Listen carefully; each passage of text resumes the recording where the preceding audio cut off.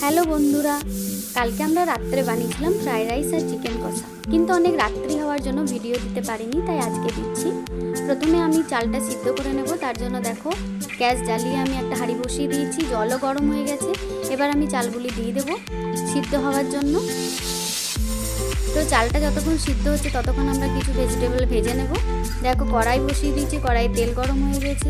এর মধ্যে আমি দিয়ে দেবো গাজর কুচি আর ক্যাপসিকাম কুচি। এর উপর আমি দিয়ে দিলাম নুন। ভালো করে ভেজিটেবলটা আমি ভেজে নেব। দেখো ভাজা হয়ে গেছে, এবার আমি সবজিগুলো উঠিয়ে নিচ্ছি।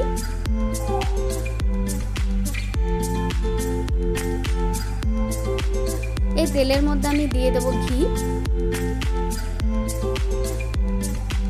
ঘিটা গরম হয়ে গেছে, এর মধ্যে আমি তেজপাতা আর গরম মশলা দিয়ে দেবো, আর দিয়ে দিলাম কিছু কিশমিশ। এটা ভালো করে ভেজে নেব।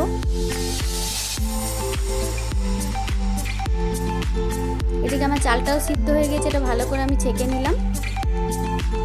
তারপর আবার হাঁড়িতে ঢেলে দিলাম ভাতটা। এর মধ্যে নুন আর চিনি মিক্স করে দিলাম, আর ভেজে রাখা কিশমিশ, গরম মশলা আর ঘিটা আমি দিয়ে দেবো, আর ভেজিটেবল ভাজাগুলোও দিয়ে দেবো। দিয়ে ভালো করে মিক্স করে নেব।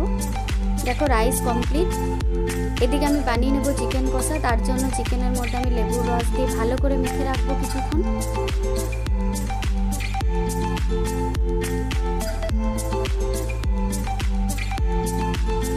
আর চিকেনের জন্য আমি কিছু আলু ভেজে নেব। তার জন্য কড়াইয়ে তেল দিয়ে দিয়েছি, আর আলুগুলো দিয়ে দেবো।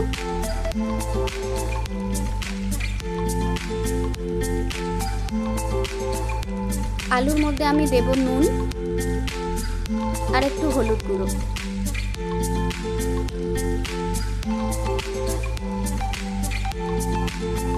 দেখো আলু ভাজা হয়ে গেছে। এবার আলুটা আমি উঠিয়ে নিলাম। এবার এই তেলের মধ্যে আমি দিয়ে দেবো পেঁয়াজ কুচি। পেঁয়াজটা বেশ লাল লাল করে ভেজে নেব।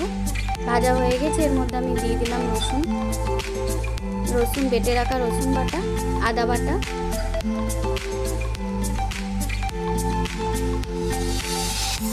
আর এদিকে থালায় মশলা নিয়ে নিচ্ছি হলুদ, লাল লঙ্কা গুঁড়ি, কাশ্মীরি লঙ্কা গুঁড়ি, জিরে গুঁড়ো, ধনে গুঁড়ো আর নুন। সব মশলাগুলো আমি কড়াইয়ের মধ্যে দিয়ে দেবো। এবার মশলাটা ভালো করে কষিয়ে নেব।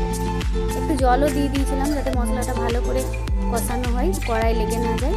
আর দিয়ে দিলাম কেটে রাখা টমেটো। ভালো করে আমরা মশলাটা কষিয়ে নিয়েছি। আর এর উপর আমি দিয়ে দিলাম চিকেনটা ভালো করে কষিয়ে নেব। একটা ঢাকাও দিয়ে দিলাম। দেখো চিকেন থেকে কত জল ছেড়ে দিয়েছে। আমি আর এক্সট্রা জল মিক্স করিনি, এর মধ্যেই চিকেনটা সিদ্ধ হয়ে যাবে।